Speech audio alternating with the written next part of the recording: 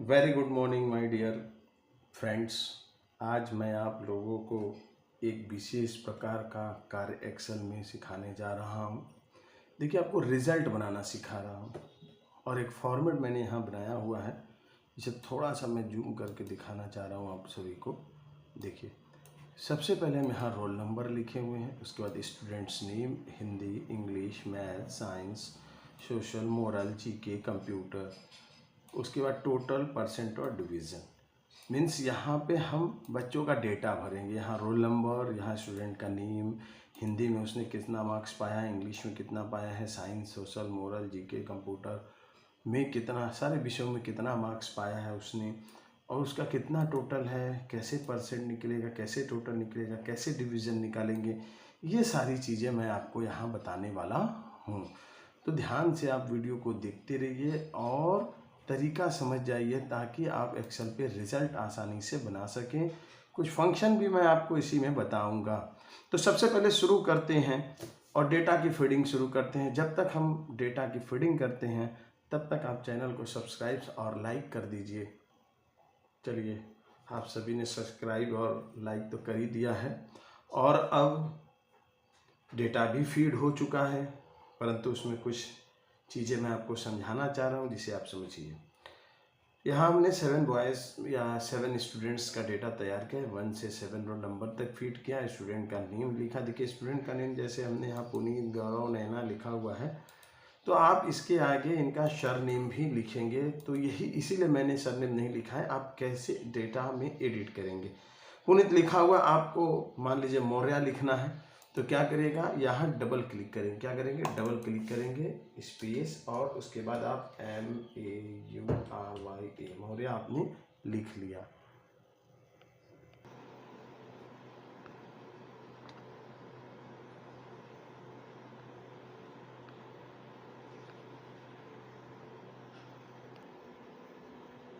तो आप इस तरीके से नाम चेंज कर लिए। अगर कोई और नाम आपको चेंज करना है, जैसे ये गौरव जायसवाल है, तो क्या करिएगा, इस फार्मूला बार पे आएगा, यहाँ क्लिक करेंगे फार्मूला बार पे गौरव के बगल में, और यहाँ पर JAISWA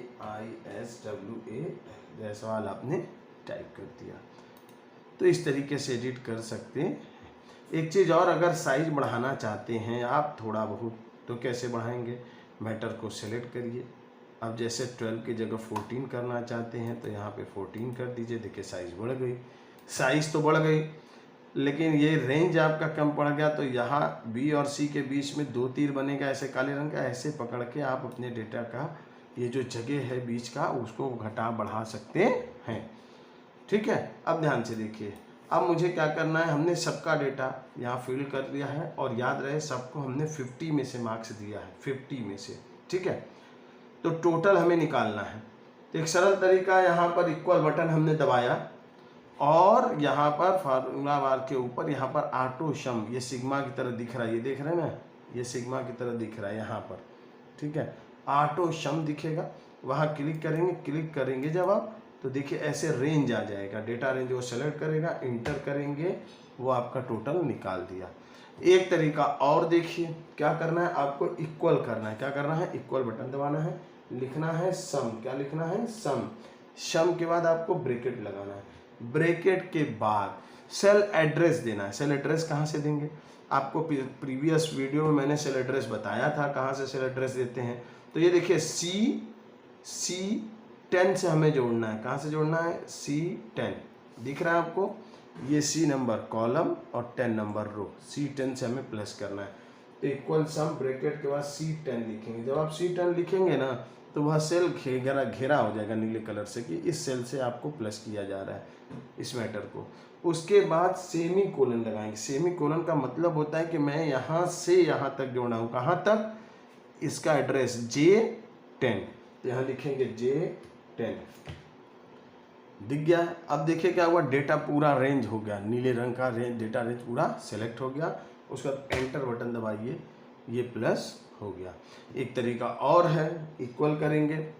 क्या प्लस करना है आपको, ये एड्रेस, फिर प्लस का बटन दबाइए, इस सेल के एड्रेस को, फिर उसके बाद इस सेल के एड्रेस को। हर बार आप क्या करिए, प्लस दबाते चलिए और सेल को सेलेक्ट करते चलिए। सेल को सेलेक्ट करते चलिए, प्लस बटन दबाते चलिए, हर बार एक नए कलर से सेल का सिलेक्शन होगा। उसके लास्ट में आप एंटर कर दीजिए, तब भी प्लस हो जाएगा। ये तीनों तरीका मैं आपको बताया। किसी भी तरीके से आप प्लस करेंगे। उसके बाद देखिए कर्सर को यहाँ रखिए, यहाँ देखिए 297 है, 326.5। मैं फर्स्ट वाले को सेलेक्ट कर रहा हूँ और देखिएगा इस कोने पर एक काले रंग की तीर बनेगी ले जाने पर, और इसको ड्रैग करना है, पकड़ के नीचे खींच देना है। और देखिए सारे का सम, मतलब ऐसा नहीं है कि आपको एक हर बार सम करना होगा। एक बार आप फार्मूला लगाइए, उसके बाद कॉर्नर से क्या करिए, ड्रैग कर दीजिए, सारा प्लस एक साथ हो जाएगा। अब तो देखिए अब हम लोग परसेंट कैसे निकालेंगे, और परसेंट निकालने का सबसे सरल तरीका मैं आपको बताने जा रहा हूँ। क्या करना है, इक्वल लगाना है, जितना आपने टोटल पाया है उस सेल को सिलेक्ट करना है, भागे का निशान लगाना है, कितने में से आपका टोटल है। टोटल हमारा है 400, जितने विषय हैं 50 के हिसाब से सबको जोड़ेंगे तो क्या आएगा, 5 8 जा 40, 400, इसलिए 4 से क्या कर दिए, डिवाइड, एंटर किए, परसेंट निकल गया। एक दूसरा प्रोसेस जो आप नॉर्मल विधि से अपने कलम पेन से निकालते हैं वो प्रोसेस भी बता रहे। इक्वल, व्यक्ति जितना टोटल पाता है उसको सेलेक्ट करते हैं, बाई कितना नंबर में से डेटा है 400 से, उसके बाद ये इन सबको ब्रैकेट में क्या करना है, हमें कर लेना है। क्या करना है, ब्रैकेट में इसको K10/400 को क्या करना है, ब्रैकेट में करना है। ब्रैकेट में करने के बाद इंटू 100 कर देना है, एंटर कर देना है, तब भी आपका परसेंट निकल जाएगा। तो किसी एक विधि से परसेंट निकालने के बाद कॉर्नर में ये ब्लैक कलर का आपका तीर बनता है, इसको पकड़ के ड्रैग करेंगे जैसे टोटल के लिखे थे, तो आपके सारे डेटा का परसेंट निकल जाएगा। अब देखिए डिवीज़न निकालने का थोड़ा सा लंबा प्रोसेस है, और एक फार्मूला है, उस फार्मूले को मैं आपको समझाने जा रहा हूँ, बहुत ध्यान से देखिएगा। इसके लिए मैं थोड़ा सा डेटा को जूम भी कर रहा हूँ ताकि आपको आसानी से दिख सके, और फार्मूला आप बिल्कुल ध्यान से देखिएगा।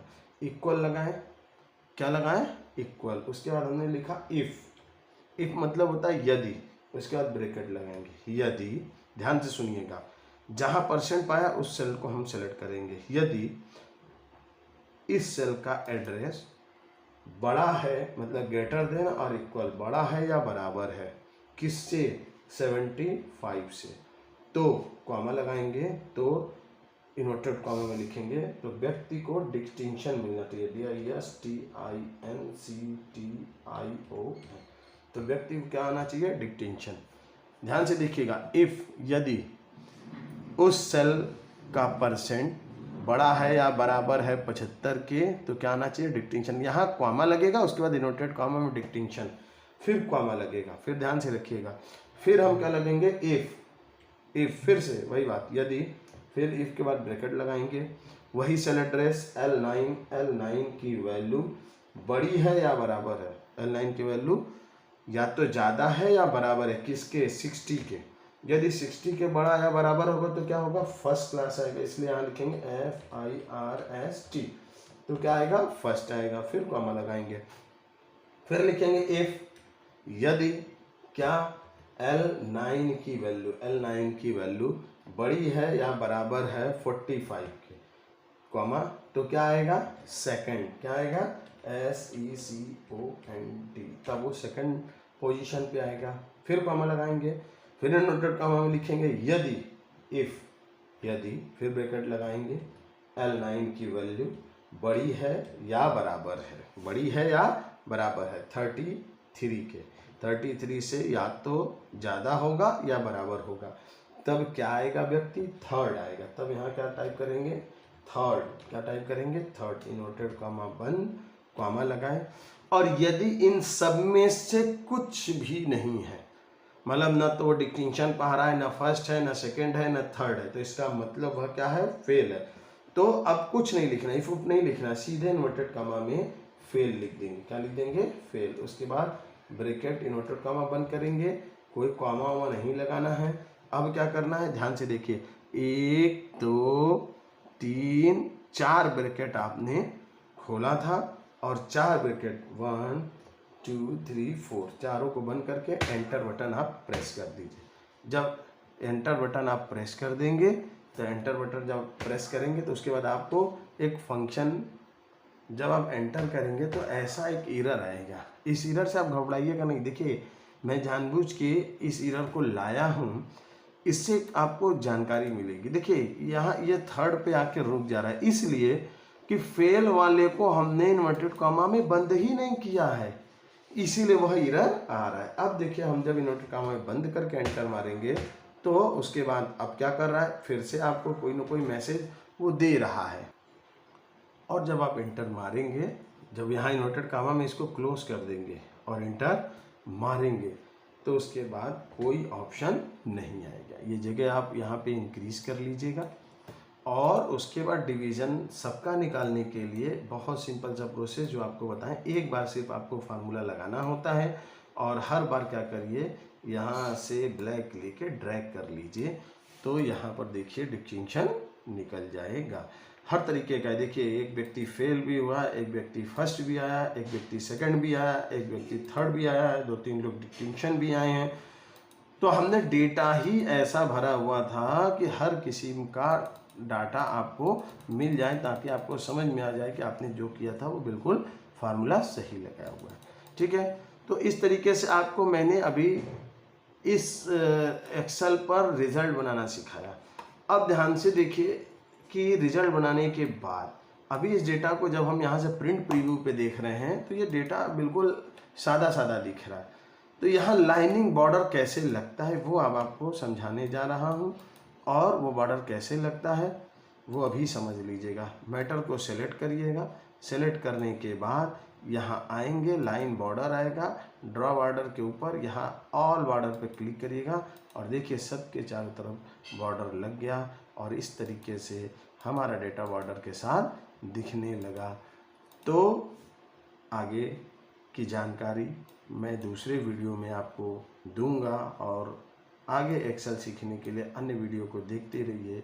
बहुत बहुत धन्यवाद, और लाइक और सब्सक्राइब करना नहीं भूलिएगा यदि आपको वीडियो अच्छा लगे तो। धन्यवाद।